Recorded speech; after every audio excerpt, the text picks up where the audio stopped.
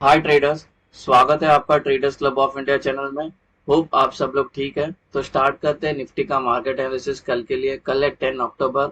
कल निफ्टी की weekly expiry है, ठीक है। तो कल का हम मार्केट एनालिसिस करते हैं और हमारा मेन इंट्राडे सेटअप डिस्कस करते हैं। अगर किसी को प्राइस एक्शन बेस्ड ट्रेड करना है तो वो भी थोड़ा देख लेना। उससे पहले आज निफ्टी की 31 पॉइंट्स की डाउन मूव दिखाई है, ठीक है। आज आज हमारी मॉनेटरी पॉलिसी थी आरबीआई की, इंडिया की। तो थोड़ा पॉजिटिव न्यूज थी, इसलिए मार्केट ऊपर तो गई। उसके बाद यहाँ से 12 बजे के बाद वो डायरेक्ट जो गिरना स्टार्ट की और वो नीचे आके ऑलमोस्ट 250 पॉइंट, पहले 200 पॉइंट ऊपर गई, उसके बाद 250-300 पॉइंट गिर के लास्ट में 31 पॉइंट्स की नेगेटिव गिरावट दिखाई है, ठीक है। तो ये जो गिरावट आई है ये बेरिशनेस की वजह से आया, जो इंट्राडे में वीकनेस चल रहा है। ये आरबीआई की जो आज पॉलिसी थी वो बहुत मॉडरेट थी।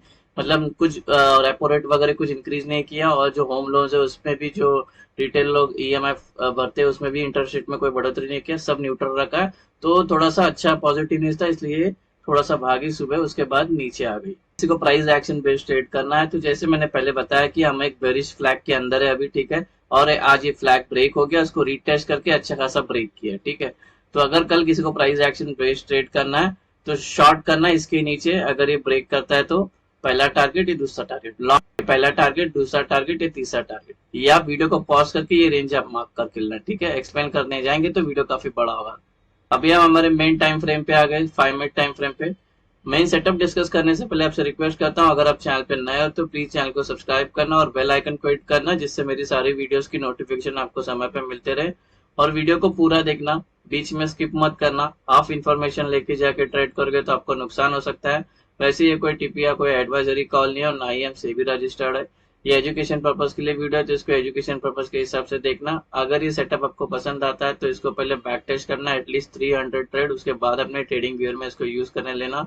और इससे रिलेटेड मैंने वीडियो बनाया जिसका नाम है ब्रह्मास्त्र स्ट्रेटेजी। उस वीडियो में मैंने सब कुछ डिस्कस किया सेटअप से रिलेटेड, प्राइस एक्शन कितना इंपॉर्टेंट है सेटअप के साथ, entry exit non trading zone कैसे ड्रॉ किया जाता है, वो सब मैंने वहाँ पे डिस्कस किया है। तो वीडियो एक बार जरूर देख लेना, वीडियो लिंक आपको डिस्क्रिप्शन में मिल जाएगा।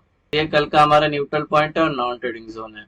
तो ये जो न्यूट्रल पॉइंट है असेंडिंग वाइड रेंज है, ठीक है। असेंडिंग मतलब ऊपर का, ठीक है। कल के इससे हम आज ऊपर क्लोज हो गए थोड़ा सा, तो ये असेंडिंग वाइड रेंज आया है, ठीक है। और ये पूरे नॉन ट्रेडिंग जोन की जो वैल्यू है वो यहाँ पे मैंने मेंशन किया, वीडियो को पॉज करके न्यूट्रल पॉइंट और नॉन ट्रेडिंग जोन बना के लेना। अभी रेजिस्टेंस लेवल डिस्कस करते हैं। Resistance 1, resistance 2, 3 and 4। और रेजिस्टेंस 2 के अंदर प्रीवियस डे हाई इंक्लूडेड है। और जो हमारे रेजिस्टेंस होते हैं वो टेक्निकली हमारे नॉन ट्रेडिंग जोन भी होते हैं। तो जो रेजिस्टेंस 1 है उसकी नॉन ट्रेडिंग जोन की रेंज यहाँ पे मेंशन है, रेजिस्टेंस 2 की नॉन ट्रेडिंग जोन रेंज है, रेजिस्टेंस 3 की रेंज यहाँ पे मेंशन है, और रेजिस्टेंस 4 की नॉन ट्रेडिंग जोन रेंज है। रेजिस्टेंस 5, रेजिस्टेंस 6 ये नॉन ट्रेडिंग जोन है। 5 की नॉन ट्रेडिंग जोन रेंज ये है, और ये 6 की नॉन ट्रेडिंग जोन यहाँ पे मेंशन है। अभी डिस्कस करते हैं सपोर्ट लेवल। ये सपोर्ट 1, सपोर्ट 2, 3 एंड 4। और जो सपोर्ट 1 है उसके अंदर इंक्लूड है प्रीवियस डे लो, और जो हमारे सपोर्ट भी जो होते हैं वो टेक्निकली हमारे नॉन ट्रेडिंग जोन होते हैं, ठीक है। तो जो सपोर्ट 1 है उसकी नॉन ट्रेडिंग जोन की रेंज ये है, सपोर्ट 2 की नॉन ट्रेडिंग जोन रेंज ये है, और सपोर्ट 3 की, और ये सपोर्ट 4 की। सपोर्ट 5, सपोर्ट 6 ये नॉन ट्रेडिंग जोन है, सपोर्ट 5 की नॉन ट्रेडिंग जोन रेंज ये है, और 6 की यहाँ पे मेंशन है। ट्रेडर्स हमारा सपोर्ट रेजिस्टेंस और न्यूट्रल पॉइंट के रेंज डिस्कस हो गई। कोई रेंज समझ में नहीं आई तो वीडियो को पॉज करके रेंज आपके चार्ट पे प्लॉट करके लेना। अभी एंट्री और एग्जिट मार्क करते हैं। ट्रेडर्स ये है कल की हमारी एंट्री और एग्जिट होगी। जब नॉन ट्रेडिंग जोन बन जाएगा तो उसके अपर साइड में ग्रीन एरोज मार्क करना और लोअर साइड में रेड एरोज मार्क करना रेंज के, जिससे आपको एंट्री और एग्जिट समझने में आसानी हो। बेसिकली ग्रीन का मतलब है बाय करना है, लॉन्ग होना है, और रेड का मतलब है हमें सेल करना है, शॉर्ट करना है। सेटअप आगे बढ़ने से पहले सेटअप के दो इंपॉर्टेंट रूल है, रूल नंबर 1 और रूल नंबर 2। अभी वो रूल नंबर 1 और 2 में बैंक निफ्टी के वीडियो में एवरी टाइम एक्सप्लेन करता हूँ, आप लोगों को पता है, ठीक है। तो वहां पे आप देख लेना उसकी एक्सप्लेनेशन, रूल नंबर 1 की क्या और 2 की, और सेम यहाँ पे आके निफ्टी में भी अप्लाई करना है। तो यहाँ पे मैं फिर से एक्सप्लेन करके मैं आपका टाइम बर्बाद नहीं कर सकता, और ये इसके बिना हम ट्रेड में एंटर नहीं हो सकते, तो ये कैसे भी देख के आना। फ्लैट ओपन की डिस्कशन करते हैं। मार्केट यहाँ पे ओपन हो गई, कल इसी के पास ओपन होती तो इसको फ्लैट ओपन बोलते हैं, ठीक है। तो फ्लैट ओपन होते हैं तो ये टेक्निकली नॉन ट्रेडिंग जोन में ओपन हो जाएगी, तो ये रूल नंबर 1 में आ जाएगा, ठीक है। तो इसी के अंदर ये सस्टेन करती है 15 मिनट के ऊपर, तो रूल नंबर 2 भी मेट हो जाएगा। फिर ये जिस साइड का ब्रेकआउट करेगी उस साइड का हम ट्रेड ले सकते हैं। अभी डिस्कस करते हैं गैप अप। प्राइस यहाँ पर है, अगर ये कल गैप अप यहाँ पे होती है तो टेक्निकली नॉन ट्रेडिंग जोन में ओपन हो जाएगी, जो रूल नंबर 1 है। इसी के अंदर ये सस्टेन कर लेती है काफी टाइम, जिससे हमारा रूल नंबर 2 भी मेट हो जाता है। फिर ये जिस साइड का ब्रेकआउट करेगी उस साइड का हमारा ट्रेड बन सकता है। अगर ये गैप अप होती है यहाँ पे और यहाँ पे सस्टेन नहीं कर पाती है, तुरंत गिरने लगती है बड़ी बड़ी कैंडल बन के या और ऊपर जाती, तो ऐसे में हम ट्रेड नहीं लेंगे जब तक प्राइस नॉन ट्रेडिंग जोन में कंसोलिडेट नहीं करती है।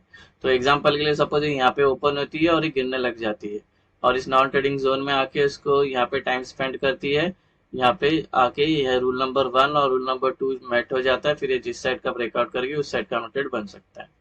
अगर ये gap up non trading zones के बीच में ओपन हो रही है तो ऑफकोर्स हमारा ट्रेड नहीं बनेगा जब तक प्राइस को हम पहले नॉन ट्रेडिंग जोन में आने नहीं देंगे। पहले प्राइस को नॉन ट्रेडिंग जोन में आने देते हैं, उसके बाद यहाँ पे सस्टेन कर लेती है, जिससे हमारा रिक्वायरमेंट रूल नंबर 1 और 2 मेट हो जाता है, तो ये जिस साइड का ब्रेकआउट करती है उस साइड का हमारा ट्रेड बन सकता है।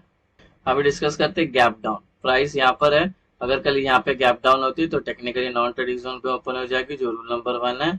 इसी के अंदर सस्टेन करती है मोर देन 15 मिनट्स, तो ये रूल नंबर 2 भी मेट हो जाती है, फिर जिस साइड का ब्रेकआउट करती है उस साइड का ट्रेड बन सकता है।